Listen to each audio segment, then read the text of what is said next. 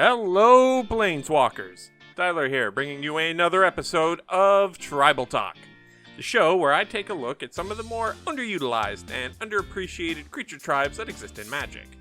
Basically, a tribe is slang for a block, set, or deck with a mechanical theme centered around one or more creature types. I'm also pleased to say that today marks our first comment suggestion for a tribe. User Pete Lemoy, sorry if I messed up that name, says, I'd like to see leeches done. Or slugs. I looked over both creature tribes and I'll be damned if I didn't try to make slugs interesting. Maybe later down the line, But I was really interested in seeing what leeches had to offer, what members they had, playstyles they adhered to, or flavorful abilities they utilized. So strap in, don't rock the boat, and keep your hands and feet out of the water as we dive in to explore those blood-sucking parasites. As is tradition in this series, let's first look at what leeches are and what tribe members they already have. Leech is a creature type used for cards that depict aquatic, blood-sucking, or carnivorous worms, sometimes used by physicians to bleed patients. Leeches prey on and cling to other creatures. They are parasites. They appear in all colors, but primarily in black. The first creature to bear this type was land leeches from the dark. And this is very important. I cannot stress this enough. Do not confuse them with liches. With that very important nugget of info out of the way, let's take a look at the tribe members we have to work with and see what we can cobble together for a playstyle for them. Changelings notwithstanding, leeches boast a meager 13 tribal members. 5 spots are taken by the invasion cycle of rare, aggressively costed for the time leeches in Alabaster Leech, Sapphire Leech, Andradonite Leech, Ruby Leech, and Jade Leech. Each one comes with the downside of making your colored spells one more of the color of the leech, and most of them come with stats that were mediocre at the time and abysmal today. Land Leech is a 2/2 first striker for 1 green. Mana Leech is a 1/1 for 2 and a black that can tap down a land for as long as we want. Mana Skimmer is a 2/2 flyer for 3 and a black who can tap down lands when it connects with an opponent. Jorubai Murklurker is a 1/3 for 2 and a blue who gets bigger if we have a swamp and who can give creatures lifelink. Putrid Leech is a 2/2 zombie leech for black-green that can turn 2 life into a temporary +2/+2 bonus once a turn. Squelching Leeches are a star for 2 black that can grow based on how many swamps we control. Blitz Leech is a 5/2 for 5 and a black with flash who can give a creature -2/2 when it enters the battlefield, as well as take away any counters said creature had. And Abundant Maw is an 8 mana Eldrazi Leech that can emerge for 6 and a black and who drains an opponent for 3 when cast. Technically, we also have Leech-Ridden Swamp, a non-basic swamp that enters tapped and that can make opponents lose a life so long as we control at least 2 black permanents. Blessing of Leeches, an aura with flash for 2 and a black that takes 1 life from us on each of our turns, but allows us to regenerate the equipped creature for 0 mana. And, Leeches, a sorcery for 1 white that removes poison counters from a player and deals damage to them equal to how many counters were removed. Let's start our cuts there. The swamp and the blessing can stay, but that sorcery needs to go. As for our creatures, all 5 invasion leeches can more likely go away forever. Land leeches can stay, but it's on very thin ice. That also leaves us with Blitz Leech, Putrid Leech, Abundant Maw, the Murklurker, Mana Leech, Mana Skimmer, Putrid Leech, and Squelching Leeches.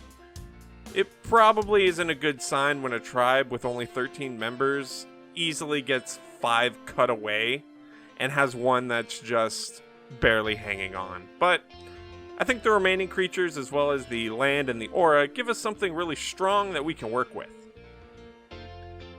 Let's begin with color identity.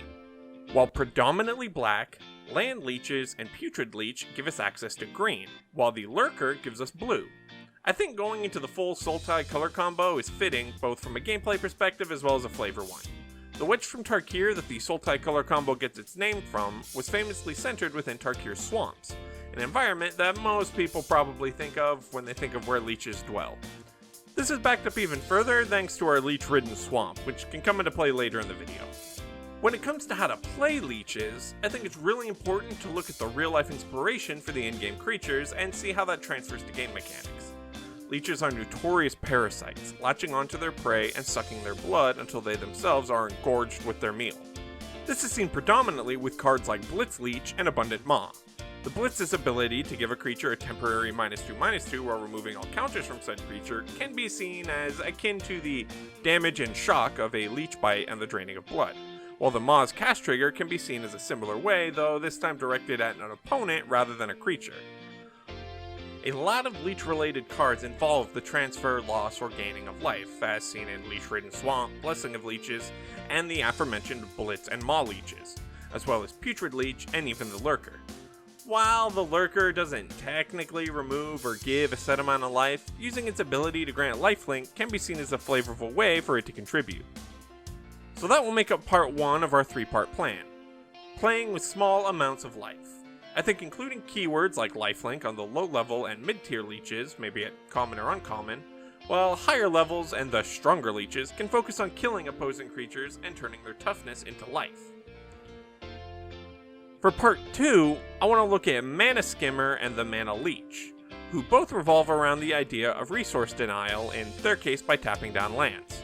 I'd like to see leech token generators that release different types of tokens that play around with this effect, like artifact leeches that can tap down artifacts, enchantment leeches that either exile or turn off enchantments, or regular leeches that can tap down creatures.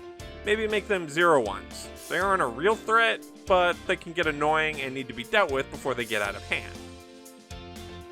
Methods like this can help pave the way for our bigger creatures, like Squelching Leeches and the Maw. The last bit of our leech playstyle I think should involve lands, since leeches are tied so heavily with their environments. Things like non-basic islands, forests, or swamps that can spit out more leech tokens or play with incremental life loss or gain, such like the leech-ridden swamp. Generally, it's red and white along with green that get to play around with the most widespread token generation, so it'd be nice to see the other side of the pie get a similar treatment without really breaking the rules of what those colors can do. But before we wrap things up, I'd like to take a moment to speculate on a potential leech commander as well. I could see something acting almost in a sliver-like fashion, like a leech queen, who pumps out more tokens and grants different abilities based on what her leech swarm has consumed. Here we have Oobleck, Swamp Sovereign.